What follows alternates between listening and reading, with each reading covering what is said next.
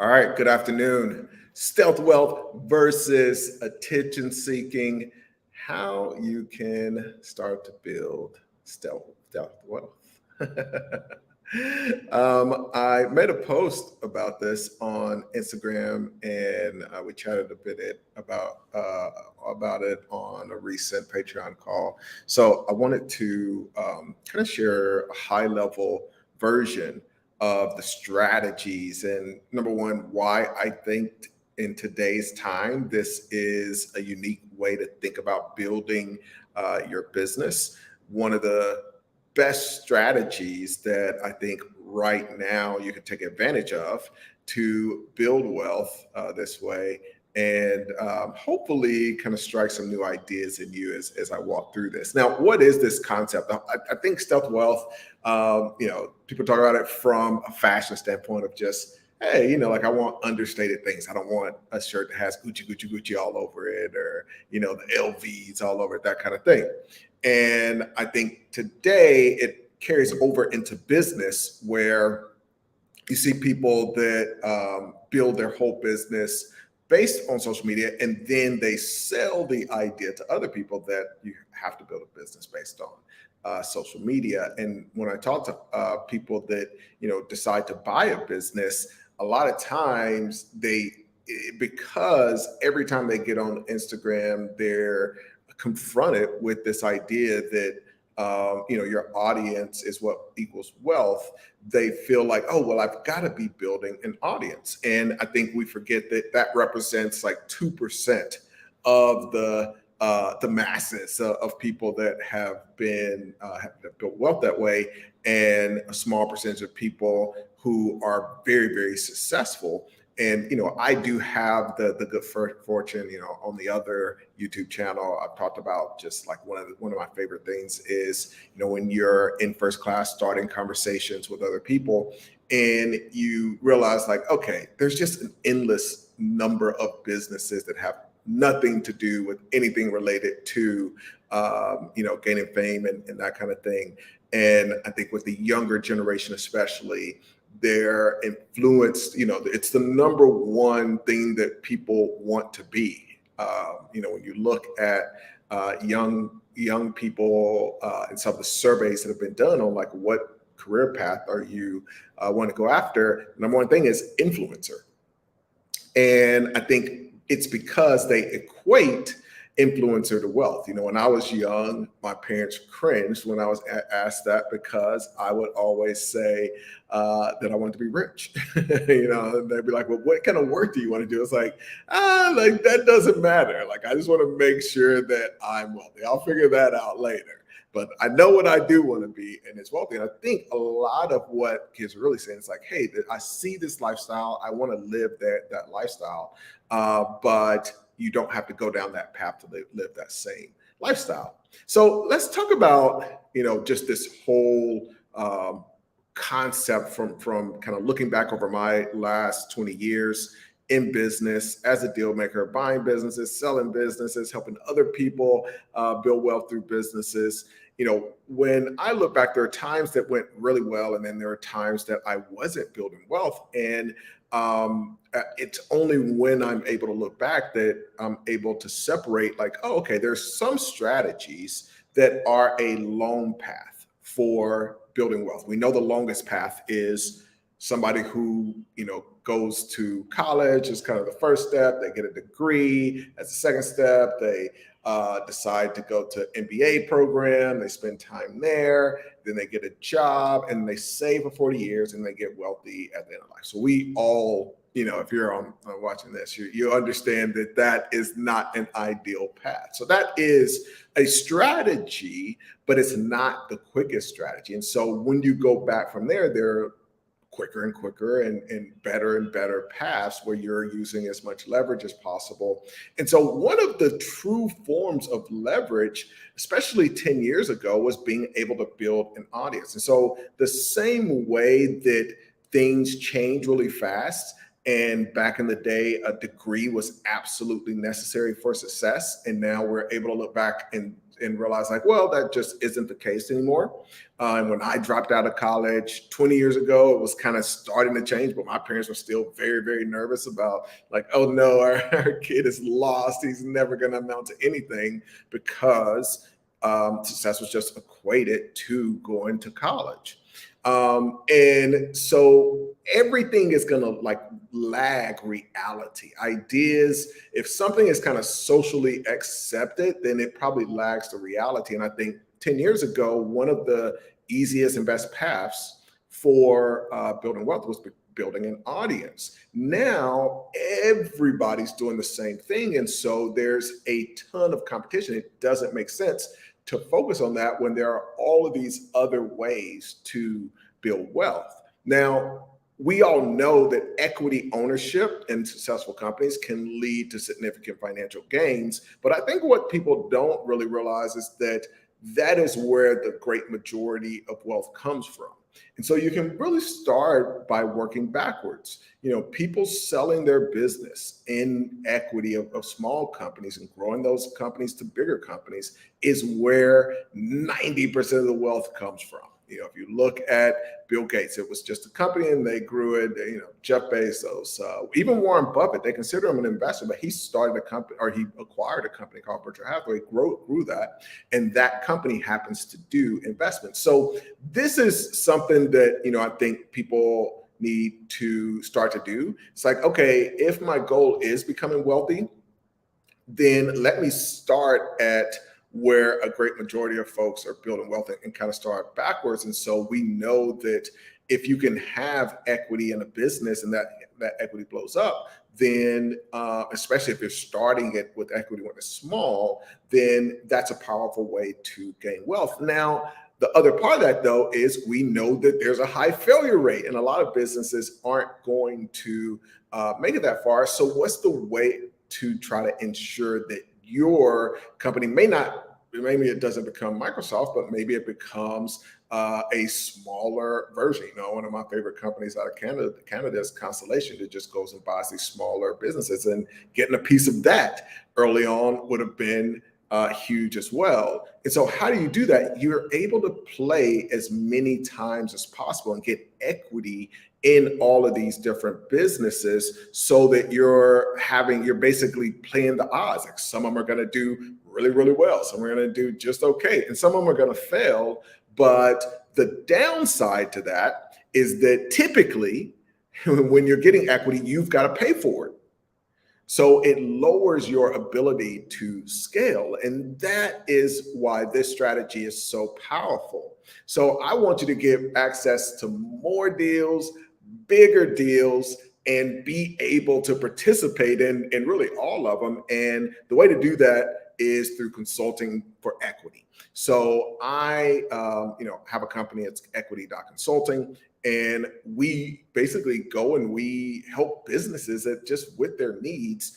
And in doing that, we're able to get equity in those businesses. Now, why do I do that? Number one, it provides me access to more deals. Now, number two, I think a lot of people think that you've got to be some business genius to be able to go in. But literally what we do is we figure out what that business needs, and then we figure out how to get it. And essentially, we're just adding capacity. It's not that we're coming in with all of the answers. It's that CEO or that owner of that business is bogged down. If you know a business owner, you know that the business owners are bogged down with just the work. It's the work of the business. And so when they've got these other opportunities or other problems, they may not have the capacity to be able to figure those things out. And so we come in, and that's what we do, is we're increasing their capacity to be able to take advantage of opportunities and solve problems. And what ends up happening is, there's just a higher potential for exponential growth when you add capacity. The other thing that I love is, as you get immersed into these deals, you're increasing your knowledge just by trying to help these businesses. So even if a deal doesn't work out, every time you have these conversations, you're basically snowballing your connections, your knowledge, and kind of how you see different industries and the opportunities there. And you end up with this kind of win-win-win where you're participating, you're getting some equity, that owner, their capacity is increased by you kind of coming in and partnering with them. Typically, we'll get some kind of retainer on these deals. And with probably the other folks that love it is investors love it. So I'll have investors of a deal call us, and as Equity Consulting, and say, hey, I've got this deal. This person needs some help. We'll give you some equity. Can you come in and do that? So, you get to win, they get to win, investors win, everybody's happy. And that's one of the things that I love about these deals. The other thing I think a lot of people want nowadays is doing deals that give you flexible work arrangement. I think that's one of the reasons that people like the idea of building an audience and that kind of thing. And so I love that with consulting for equity, you're able to, I'm never doing anything where I've got to go into an office. It's like, hey, I'm here to get this result. And so the most flexible work arrangement is when it's result driven. It's not time based. Even if it's remote, it's not time based. It's not location based. It's, I'm going to get this result. Here's how long I think it's going to take me to get it.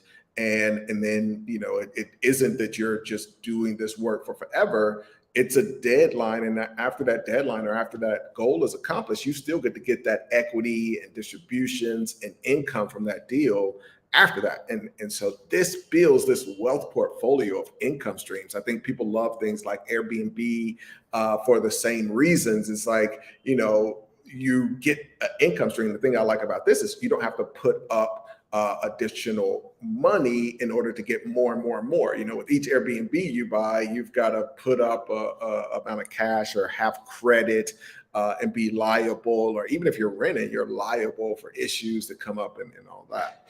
The other part that is a big deal is just being able to build income today. So you're getting some amount where it's like, okay, I need this amount of money for accomplishing this goal, and then I want this amount of equity that I'm going to have permanently, and you do that without ever having to be kind of in a specific role in that business. So you kind of get in and are able to get out. Now, how does this tie into your financial security?